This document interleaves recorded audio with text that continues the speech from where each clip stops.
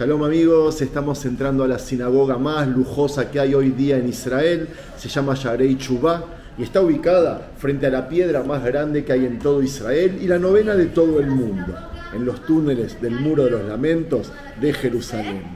Todo aquí es lujo y mientras se las muestro les contaré un poco el origen de la sinagoga en general, porque sobre esta sinagoga en particular ya hice un video. Esto que vemos aquí es el Aron HaKodesh, donde está el libro de la Torá guardado y como ven tiene forma de granada y en ellas inscripciones del mismo Pentateuco de la misma Torá. Y ahí abajo está la piedra grande que les dije, la piedra más grande de Israel. Aquí frente nuestro, esto que vemos es el muro occidental. Amigos, la sinagoga está destinada principalmente al culto religioso del pueblo judío y sus actividades integran la lectura, interpretación y explicación de la Torá y los textos rabínicos. Esto que estamos viendo no es un candelabro de 7 brazos, es uno de 9 y es específicamente para la fiesta de las luminarias. Mientras les cuento de que el origen de la sinagoga se remonta a algún punto durante el exilio de Babilonia, luego de la deportación y la destrucción del templo. El templo de Salomón que destruyó Nabucodonosor a mediados del siglo VI a.C. La arquitectura de ellas, de las sinagogas, no respondía a patrones específicos de construcción. Teóricamente se construían en el punto más alto de un poblado, pero también sobre tumbas, en las afueras de las ciudades, pegadas a otras casas, al lado del agua y junto a tierras y ciudades de los gentiles. Esto que estamos viendo es la parte de las mujeres y después les voy a contar de qué se trata. Presten atención también al piso. Es de un mármol transparente traído especialmente de Italia, creo que se llama ónix. En las sinagogas había una copia de los rollos del Antiguo Testamento, como hasta ahora, que se guardaba en el arca especial, en este caso aquel que les mostré antes. También hay un estrado con un atril, lámparas, cuernos, asientos y vasos para lavarse las manos antes y después de los rezos. En las sinagogas antiguas, además, se encontraban pinturas en forma de mosaicos o murales. Respecto a la relación de la sinagoga con el templo, hay dos escuelas. Unos creen que estuvo libre de rivalidad entre ambos y otros que mantuvieron pugna por el poder y el dominio sobre el pueblo judío hasta la destrucción del templo en el año 70 a.C. Actualmente las sinagogas son los únicos lugares de culto judío. Las sinagogas también servían como escuelas o contenían aulas donde los niños recibían instrucción. En algunas había escuelas al lado de las sinagogas, pero por lo general estaban asociadas. También los rabinos estudiaban en las sinagogas y por eso Filón las llamó lugares donde se enseñan las virtudes. Otras funciones de las sinagogas incluían ser casa de oración, casa de consejo y lugar de asamblea para discusiones comunales sobre asuntos públicos. También se constituía en hospicio para ofrecer provisiones a los pobres y funcionaba en tiempos de calamidad como refugio sagrado. En el Nuevo Testamento hay varias citas de las mismas, varios de los sucesos del ministerio de Jesús se dieron en lugares como estos. Es más, muy cerca de aquí en Jerusalén, Pablo y sus compañeros proclamaron el Evangelio en ellas y como ven amigos, estas estuvieron muy relacionadas con la iglesia cristiana temprana a la que se opusieron vigorosamente. En hebreo se llama Bet Knesset y su raíz viene de congregarse. Los judíos solemos rezar 3 veces al día, siempre en hebreo, sin importar cuál sea tu idioma madre y siempre mirando hacia este sitio, sin importar en qué parte del mundo vives. Mientras salgo de acá y recorro un poquito la zona de los túneles del Muro de los Lamentos, les cuento de que las sinagogas se distinguen entre ellas por dos cosas. Primero, si son de origen oriental o occidental, eso lo vemos en la forma que la gente se sienta o en el tono del rezo que, aunque es casi el mismo, las canciones de unos y otros son diferentes.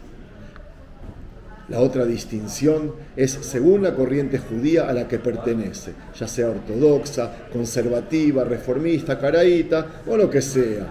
Si durante las épocas hasta la destrucción del segundo templo la importancia de la sinagoga era muy limitada, una vez desaparecido el templo, la sinagoga pasó a tener un papel fundamental para la conservación de la religión judía y en ellas se comenzó a rezar.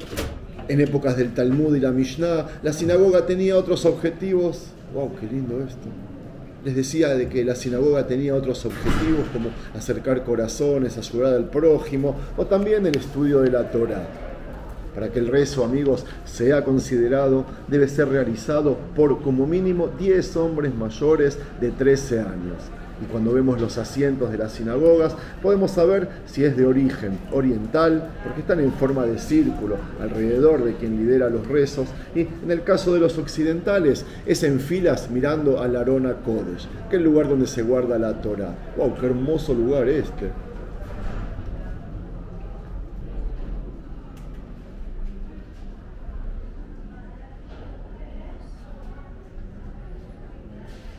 Qué hermoso lugar este. Obviamente está abierto al público, no se preocupen. Antes vimos una mujer rezando. Yo les cuento de que hay sinagogas en que las mujeres rezan separadas de los hombres y hay otras sinagogas que las mujeres rezan junto con los hombres. En Israel les cuento que se descubrió sinagogas en sitios arqueológicos como este desde fines de la época del Segundo Templo y hasta el siglo X, en épocas del Talmud. La mayoría fue descubierto en la Galilea y en la zona sur de Hebrón. A través de toda la historia, la sinagoga se consideró un lugar santo y por ende está prohibido comer o dormir dentro de las mismas, salvo la gente que vive estudiando Torah. Derrumbar una sinagoga está prohibido en el judaísmo a menos que sea para reconstruirla. Cuando se construye una sinagoga, tiene que mirar para cierto lugar. Y como les dije, si todos los rezos están dirigidos hacia aquí, las sinagogas del extranjero se dirigen hacia la tierra de Israel. Las de Israel miran hacia Jerusalén y las de Jerusalén, es decir, las que están aquí en la ciudad vieja de Jerusalén, miran en dirección al templo, que es el lugar más sagrado según la tradición judía. Todo esto, de acuerdo con la oración del rey Salomón, que decía: y se vuelven a ti con todo su corazón y con toda su alma, en el país de los enemigos que se los llevaron cautivos, y te oran en dirección a la tierra que les diste a tus antepasados, y la ciudad que has escogido, y la casa que he construido para tu nombre. Bueno, y amigos, para terminar, no hay alguien que esté filmando por aquí, por los túneles del Muro de los Lamentos, y no sienta atracción por ir y tocarlo.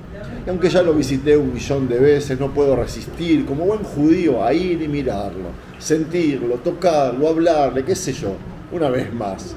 De paso, les voy a contar sobre su historia y su espiritualidad. Vengan, amigos, síganme, les prometo de que no se van a arrepentir.